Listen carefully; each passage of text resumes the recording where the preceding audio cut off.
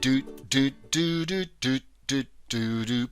Okay, that really isn't singing, it's more humming.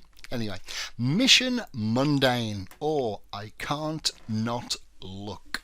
Now, in the last lecture, we looked at a failing process and how by putting the people with the operational knowledge and some spark of creativity together, the process was fixed and everyone's life became a lot less stressful. And it didn't require a £5 million investment to do it. Now, the next story is an equally cheap fix and completely removed the possibility of missing something critical and important. Now, when you buy capital equipment, there is a whole process of approval required before you go to market. If you bypass that first step, that approval, you can end up doing a whole lot of work which may end up going in the bin because it turns out that no one is going to approve the project anyway. And there's an important lesson there. Do the work you know you have to do rather than spend your time doing the work that you may never need to do. Anyway, I digress. Now, in one organisation that I worked in, there was a list of potential capital projects all vying for a very limited pot of money. Now, the decision on which projects were allocated budgets to go ahead was taken by an executive board. The list was held on a shared Excel spreadsheet. I love Excel. On a shared server. So when a project got the green light, the status of that particular line was changed to approved. And that was when my team leapt into action, if they remembered to go and have a look.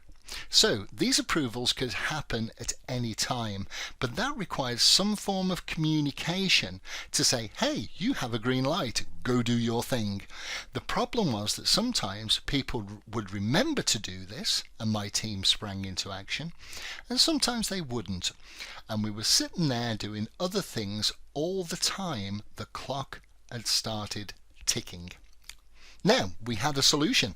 Twice a day we would open this Excel file and we would check if any new projects had been added or approved, and this worked well as long as you remember to look. If nothing changes for weeks, you can think, do you know what, I'll just check once a day.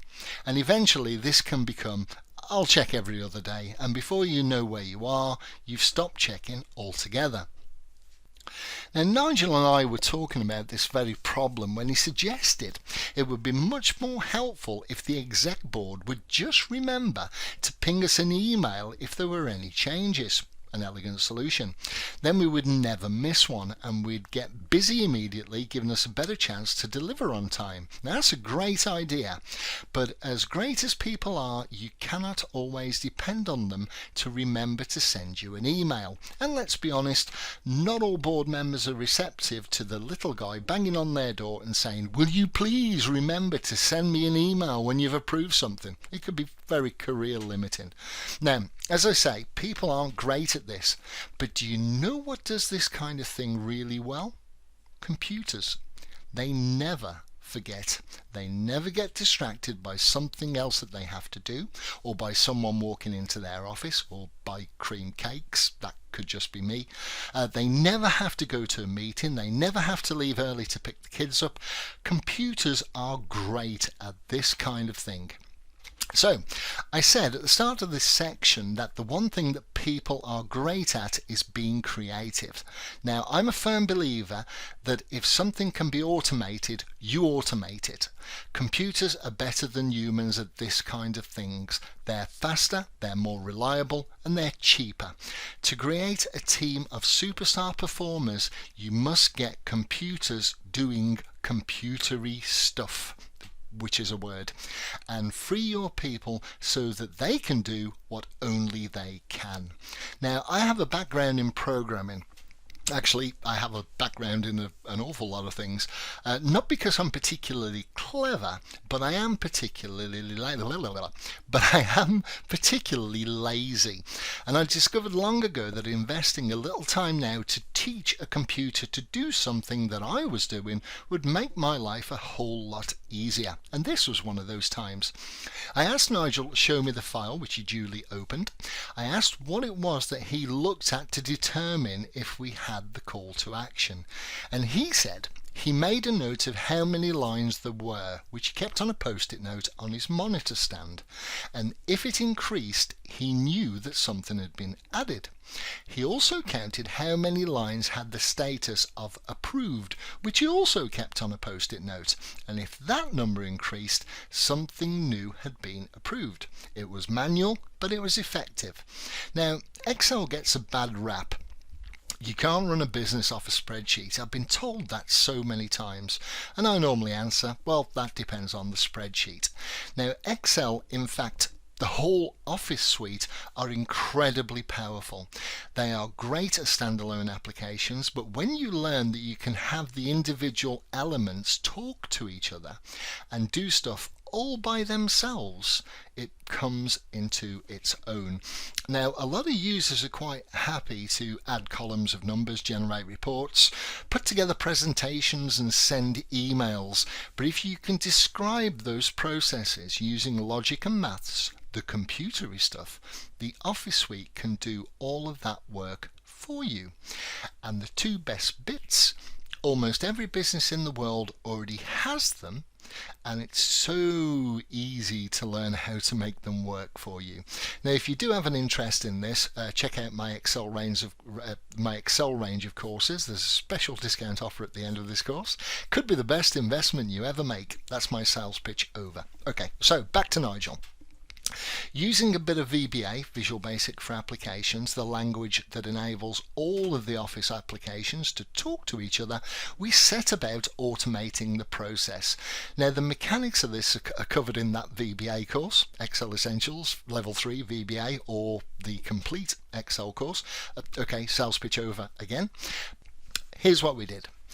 We added a second hidden sheet to the spreadsheet, and we added a count formula on this second sheet to count the lines in the first sheet, and a count if formula to count the number of cells in the second column if they had the status of approved. We wrote some code that executed whenever the workbook was opened that added the current count and the count if to the second sheet. We wrote some code that executed before the workbook closed that added a new count and a new count if next to the ones we just recorded when it was opened.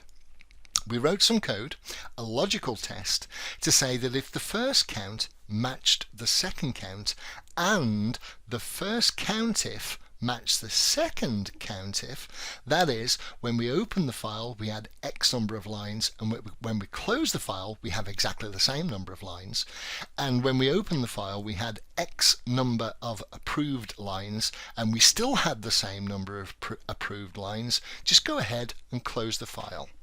But if either of those two tests did not match, that means something new was added or something new was approved, then send an email to my team's general email address, which is monitored by everyone, saying changes have been made to the capital list.